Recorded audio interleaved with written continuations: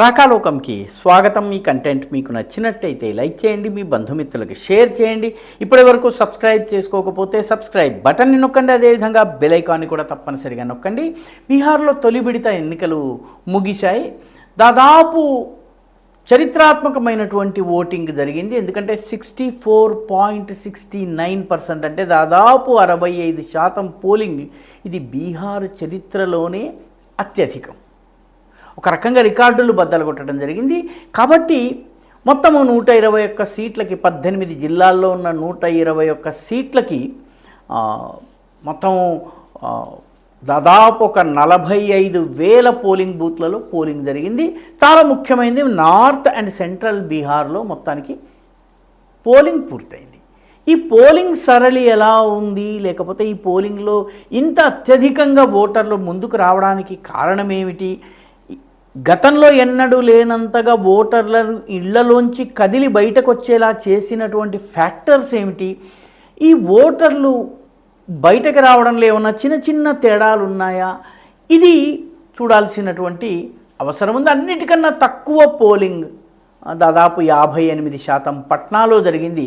ముజఫర్ నగర్ నియోజకవర్గం ఏదైతే బీహార్లో ఉందో, నాలందాకి దగ్గరగా ఉంటుంది, అక్కడ మాత్రం 71% పోలింగ్ జరిగింది. కాబట్టి పట్నాల్లో కొంచెం తక్కువ జరగడం జరుగుతుంది. కానీ పట్నాలో కూడాను హైదరాబాద్ వంటి సిటీలో 40% ఆగితే అక్కడ దాదాపు 58-59% పోలింగ్ జరిగింది. అంటే ప్రజలు గతంలో ఎన్నడూ లేనంత ఉత్సాహంతో అత్యధిక సంఖ్యలో వచ్చారు. సో దీన్ని ఎలా అర్థం చేసుకోవాలి? మొట్టమొదటి విషయము, స్పెషల్ ఇంటెన్సివ్ రివిజన్ పైన ఇంత హడావిడి చేసిన తరువాత అసలు ప్రస్తావన లేకుండా మా ఓట్లు కట్టయ్యాయని, లేకపోతే మా పేర్లు తీసేశారన్న గొడవ గోల అల్లరి అలజడి లేకుండా ప్రజలు అత్యంత ప్రశాంతంగా ఓటు వేయడం ద్వారా ప్రక్రియను, ఎన్నికల సంఘం నిర్వహించినటువంటి ప్రక్రియను, స్పెషల్ ఇంటెన్సివ్ రివిజన్ని బీహార్ ప్రజలు ఆమోదించినట్టుగా మనము అర్థం చేసుకోవాలి. రెండవ ముఖ్యమైన విషయం ఏంటంటే, బీహార్ చరిత్రలో బహుశా మొట్టమొదటిసారి ఒక్క హింసాత్మక సంఘటన, ఒక్క బూత్ క్యాప్చరింగు, ఒక్క లాఠీ చార్జీ, తోపులాట అస్సలు జరగనటువంటి ఎన్నికలు.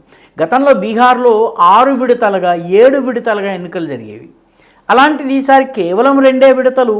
మొదటి విడతలో టోటలీ ఇన్సిడెంట్ ఫ్రీ, ఎటువంటి సంఘటనలు జరగలేదు. కాబట్టి బీహార్ ఓటర్లకు నిర్భయమైన వాతావరణం కల్పిస్తే బయటకు వచ్చి ఓటేస్తారన్నది రెండవ సందేశం. ఇది ఫస్ట్ ఫేజ్ను చూసిన తర్వాత మనకు అర్థమయ్యేటటువంటి 2 ముఖ్యమైనటువంటి పాయింట్లు. అయితే బీహార్లో జనరల్గా ఒక రూల్ ఉంది. ఆ రూల్ ఏంటంటే 60% మించి పోలింగ్ జరిగితే లాలూ ప్రసాద్ యాదవ్ విజయం సాధిస్తారు. గతంలో 60% దాటినటువంటి 3 సందర్భాల్లోనూ లాలూ ప్రసాద్ యాదవ్ విజయం సాధించారు. 60% తగ్గితే నితీష్ కుమార్ గెలుస్తూ వచ్చారు. ఇప్పటి వరకు నితీష్ కుమార్ గెలిచినటువంటి అన్ని ఎన్నికల్లో ఓటింగ్ శాతం 60 కన్నా తక్కువ జరిగింది, 60% కన్నా తక్కువ జరిగింది.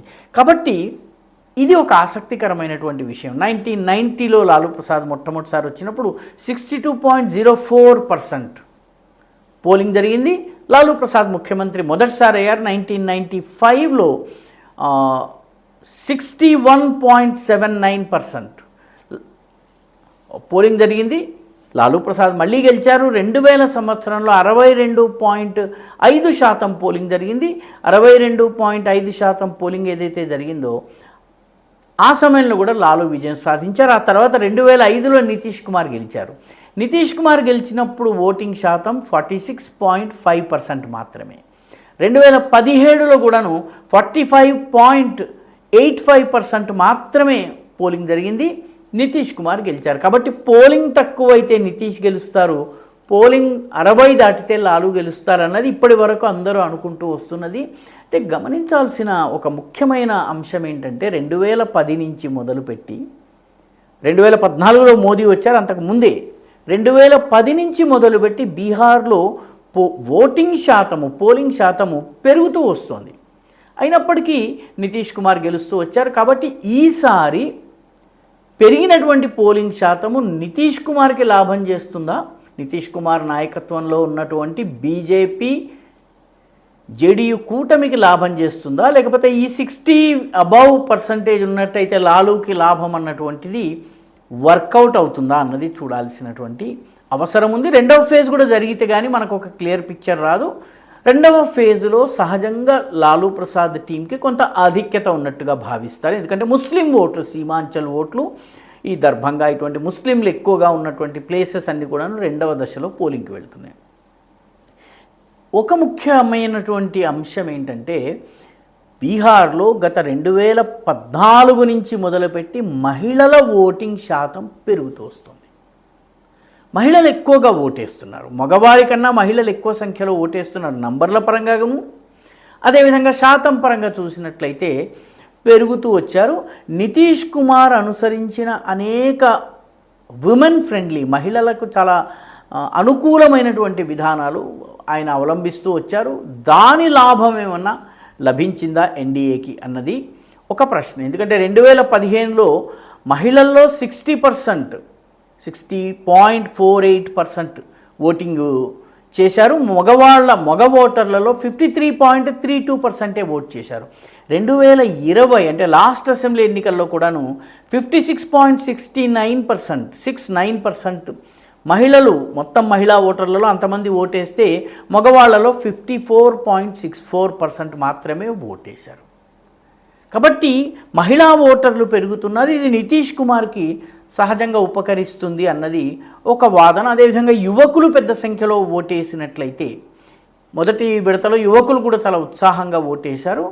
వీళ్ళు మోదీ ఇమేజ్ని చూసి వేశారా, లేకపోతే యువ నాయకుడైన తేజస్వి యాదవ్ని చూసి వేశారా అన్నది మనకి పోలింగ్లో తేలబోతోంది. మొత్తం మీద ఒక అంశము ముఖ్యమైనది ఏంటంటే ఈసారి బీహార్ ఎన్నికల్లో బీజేపీ వ్యూహాన్ని మార్చింది. కేవలము నమో మాత్రమే కాదు, నమో కాకుండా ఈసారి వాళ్ళ ఫార్ములా నిమో. నీ అంటే నితీష్ కుమార్, మో అంటే మోడీ. నితీష్ కుమార్ మోదీ కూటమిని ముందుకు తీసుకెళ్ళటం జరిగింది. నితీష్ కుమార్కు ఉన్నటువంటి గుడ్ విల్ని ఉపయోగించుకుంటూ బీజేపీ తనకున్నటువంటి ఆర్గనైజేషనల్ స్ట్రెంగ్త్ని చేసిన పనుల ఆధారంగా ముందుకెళ్లాలన్నటువంటి ప్రయత్నం చేస్తోంది. మొదటి విడత ముగిసింది. రెండవ విడత 11వ తారీఖు నుండి, దాని తర్వాత 14 నాడు ఏం జరుగుతుందన్నది మనకి కౌంటింగ్లో తేలిపోతుంది. ఈ వీడియో మీకు నచ్చినట్టయితే లైక్ చేయండి, షేర్ చేయండి, ఈ ఛానల్కు సబ్స్క్రైబ్ చేయండి. మీ అభిప్రాయాన్ని కమెంట్ల రూపంలో తప్పనిసరిగా పంపించండి.